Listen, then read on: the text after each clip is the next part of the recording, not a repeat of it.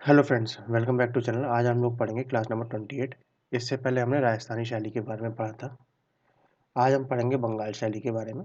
ये बंगाल शैली का थोड़ा सा बैकग्राउंड दे रखा है। बंगाल शैली की शुरुआत 19वीं सदी के अंत में और 20वीं सदी के प्रारंभ में, जहां एक और भारतीय चित्रकला का ह्रास हो चुका था और दूसरी ओर यूरोपीय चित्रकला भी भारतीय चित्रकला पर प्रभावी होने का प्रयास कर रही थी, जिसके लिए सरकारी आर्ट कॉलेजों की स्थापना कर दी गई थी। 1902 से 3 के बीच में यहाँ के विद्यार्थियों द्वारा अनेक तेल व जल रंगों के चित्रों की विशाल प्रदर्शनी भी आयोजित की गई है। जब यूरोप के चित्र ज़्यादा हाईलाइट होने लगे थे इंडिया में, तो इंडिया में क्या किया गया, एक आर्ट कॉलेजों की स्थापना कर दी गई थी। और मोस्टली जो इंडियंस थे वो बनाते थे तेल रंग, ऑयल बेस्ड और वाटर बेस्ड जल रंग, यानी वाटर बेस्ड पेंटिंग्स करते थे। आगे इसमें देखेंगे।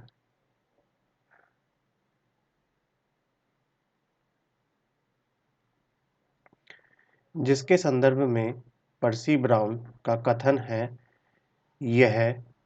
यहाँ चित्र अत्यंत भद्दे और कर्कश थे। इनका रेखांकन रूढ़िपूर्ण था और शैली तथा रंगों की दृष्टि से यह चित्र अकुशल कलाकारों की कृतियों जैसे थे।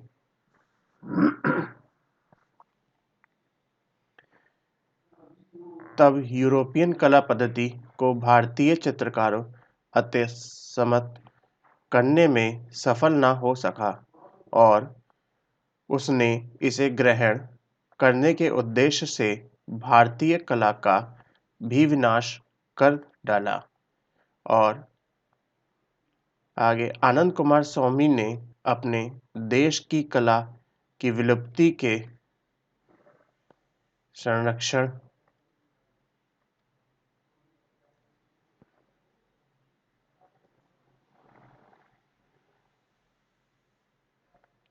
संदर्भ में यहाँ अधिकांश तथाकथित अंग्रेजी शिक्षा के द्वारा उत्पन्न रुचियों के परिणाम को कला विलुप्ति के लिए उत्तरदायी बताया है। यूरोपियन कला का अनुसरण हमारे देश की कला को जीवन प्रदान न कर सका। किसी भी क्षेत्र में एक सी स्थिति अधिक समय तक अपना आधिपत्य नहीं जमा सकती है, जिसके फलस्वरूप भारतीय कला के अंतर्गत बंगाल में एक नई जागृति हुई, जिनमें कला विकास की नवीन आशाओं के साथ भारत में आधुनिक कला का सूत्रपात किया, जिसे बंगाल में पुनरुत्थान के नाम से जाना जाता है।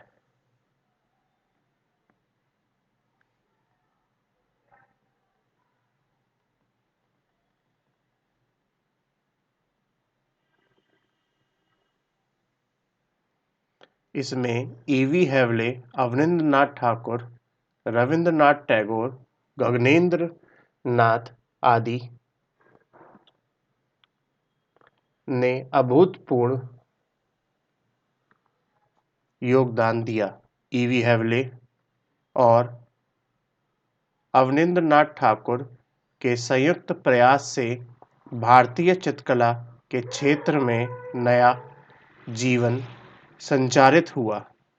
अवनींद्रनाथ ठाकुर ने अपने शिष्यों को अनेक आदर्शों से अवगत कराया। स्वदेशी की भावना से ओतप्रोत ऐसा शिष्य समुदाय खड़ा किया जो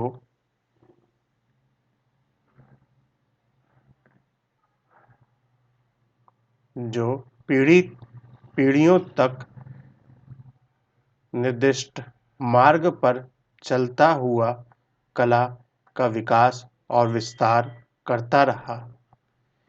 इस विकसित कला प्रारंभिक का नाम बंगाल शैली रखा गया। इसे ठाकुर शैली के भी नाम से जाना जाता है। आधुनिक भारतीय चित्रकला के लिए बंगाल चित्रकला शैली का बड़ा महत्व है। बंगाल स्कूल का अभ्युदय भारतीय चित्रकला के क्षेत्र में परंपरागत चित्रकला को पुनः प्राण प्रतिष्ठा का घोतक है। इस परिवर्तन के प्रमुख अवनींद्रनाथ ठाकुर रहे। उनकी कृतियां क्षमता का फलांश इनके शिष्यों ने प्राप्त किया। उसी प्रचार प्रसार बंगाल चित्रकला शैली के नाम से हुआ। बंगाल शैली की विशेषताएं क्या थी? पहली विशेषता यह थी कि इस चित्र शैली की प्रेरणा के प्रधान स्रोत अजंता तथा मुगल तथा राजस्थानी चित्र थे। जापान, चीन, ईरान एवं यूरोप की कला का भी अप्रत्यक्ष रूप से प्रभाव पड़ा। इस शैली में सरलता, स्पष्टता, स्वाभाविकता है।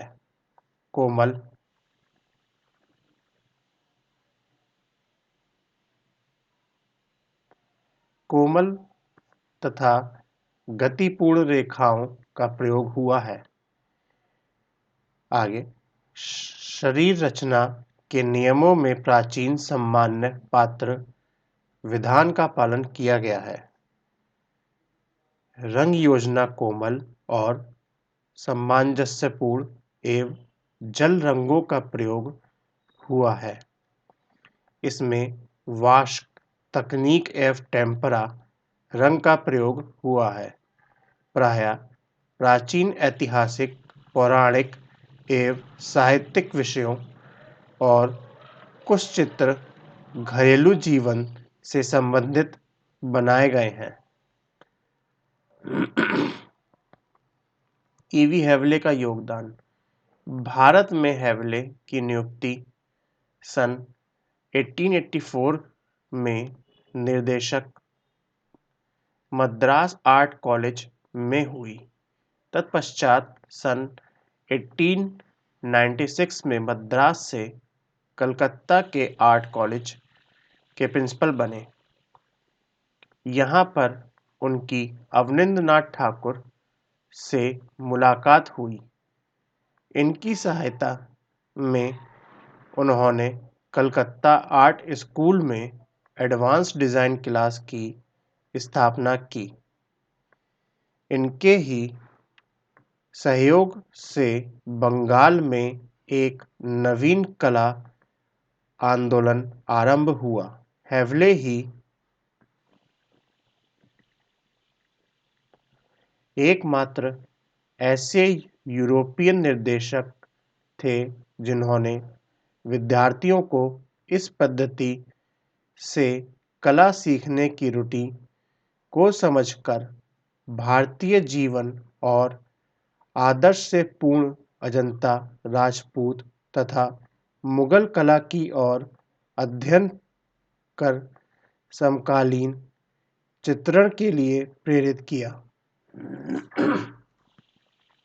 यद्यपि बंगाल में कुछ लोगों ने इस पर प्रतिक्रिया भी व्यक्त की कि अंग्रेज अपनी कला भारतीय को नहीं सिखाना चाहते। हेवले के विश्वास भारतीय कला जीवंत और मौलिक है तथा विचारधारा से प्रभावित होकर प्रसिद्ध लेखक पर्सी ब्राउन तथा कुमारस्वामी ने पुस्तक एवं लेखों के द्वारा भारतीय कला के प्राचीन आदर्शों के पुनर्जीवन की आवश्यकता पर बल देकर इनके विचारों को भी प्रसारित किया। हेवले ने स्पष्ट किया कि भारतीय कला ने सदैव सर्वव्यापी व सशक्त तत्वों को अपने सम्मुख आदर्श के रूप में रखा, जबकि पश्चात यूरोपीय कला का रूप भौतिक एवं नाश्वर से प्रभावित है। भारतीय कला में कलाकार को दार्शनिक एवं कवि का स्थान दिया है। इस विचार से भारतीय कला मध्ययुगीन गौथिक कला के निकटवर्ती है। यद्यपि भारतीय कला की आत्मीयता व कल्पना सौंदर्य उसमें नहीं है एवं वह अधिक भावना प्रेरित है। हेवले ने कलकत्ता के कला विद्यालय में प्राचीन ग्रीक एवं यूरोपीय कलाकारों की नकल करना बंद करवाकर नई अध्यापन पद्धति का प्रारंभ किया। उन्होंने अधिकारियों को यूरोपियन चित्रों के संग्रह के स्थान पर उत्कृष्ट भारतीय चित्रों के संग्रह को एकत्रित करने को निर्देशित किया।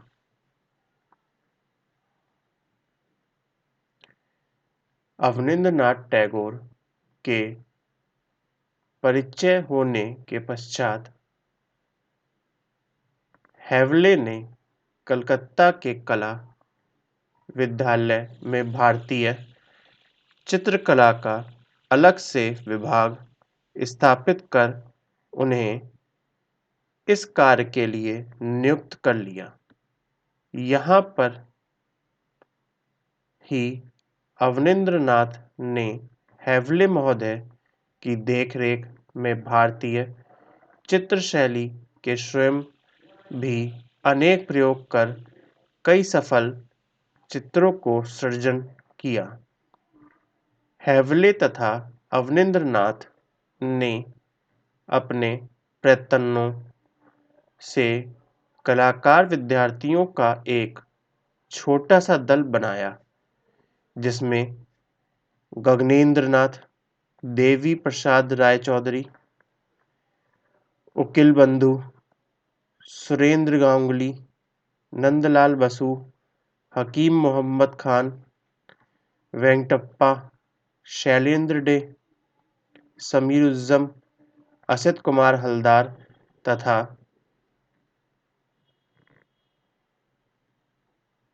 वीरेश्वर सेन आदि के नाम उल्लेखनीय हैं। ईवी हेवले ने न केवल चित्रण के क्षेत्र में कार्य किया, वरना ऐसे कार्टून भी बनाए जो बहुत ही प्रभावशाली थे। इन कार्टून चित्रों के माध्यम से उन्होंने समाज की कुरीतियों पर कठोर प्रहार किया।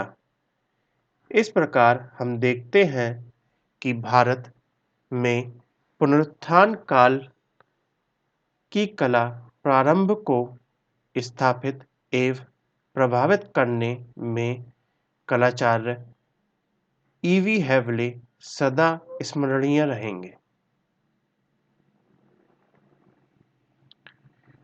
आगे हम पढ़ेंगे अवनींद्रनाथ ठाकुर के बारे में, जिनका जन्म 1871 ईस्वी और मृत्यु 1951 ईस्वी में हुई।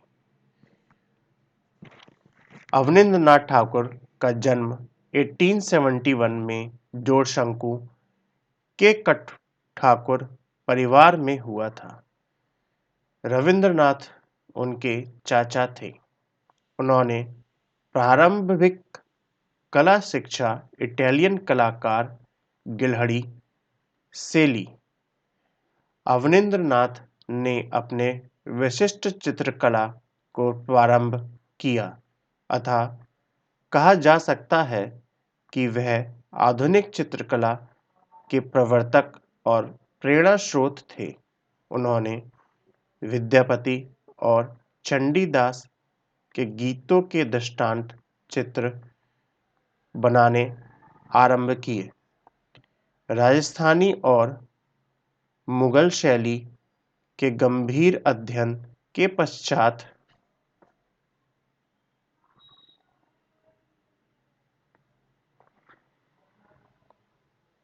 उन्होंने भारत माता, बुद्ध जन्म, गणेश जननी, बुद्ध और सुजाता, महापुराण, तिष्या, रक्षित, संदीप, ताजमहल, औरंगजेब और शाहजहां की मौत आदि अनेक चित्र बनाए, जिनकी शैली भारतीय थी।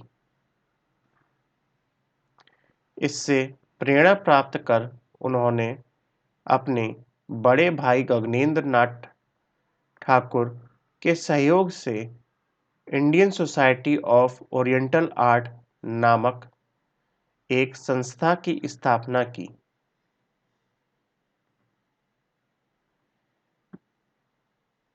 धर्मकेतु की झोपड़ी में अभय देवी जलरंग। अवनींद्रनाथ के रंग के पतले वॉश की है, जो तकनीक विकसित की उसकी कुछ क्षेत्रों में प्रशंसा हुई, परंतु श्री आनंद कुमार स्वामी ने उस तकनीक की आलोचना भी की। यह वॉश की तकनीक में वातावरण और ऋतु संबंधित प्रभाव भी दिए गए हैं, जिनमें रंग के विभिन्न बलों को बड़ा ही आकर्षित व कलात्मक प्रयोग हुआ है। अवनी बाबू 1898 ईस्वी से 1905 तक कलकत्ता कला विद्यालय के उप प्रधानाचार्य तथा 1905 से 1911 तक प्रधानाचार्य पद पर रहे। उन्होंने कलकत्ता विश्वविद्यालय में ललित कला संकाय के बागेश्वरी प्रोफेसर के पद पर भी कार्य किया। उनके आख्यानों, लेखों तथा पुस्तकों ने भी भारतीय कला के प्रति सभी प्रबंधों में एक नवीन सौंदर्य भावना उत्पन्न की। इनमें भारत शिल्प के षडांगों पर लिखी पुस्तक सर्वाधिक विख्यात हुई है। इसमें भारतीय कला का मार्ग समझने में पर्याप्त सहायता मिली है। सो फ्रेंड्स, ये हमारा कंप्लीट हुआ बंगाल शैली और अवनींद्र नाथ ठाकुर के बारे में। Please like the video, subscribe the channel, share the videos that you are watching. हम लोग प्रिपेयर कर रहे हैं यूपी, टीजीटी और पीजीटी आर्ट्स के लिए, यूजीसी नेट के लिए, DSSB, army school. Please like the video and share the video and subscribe the channel. Thanks for watching us.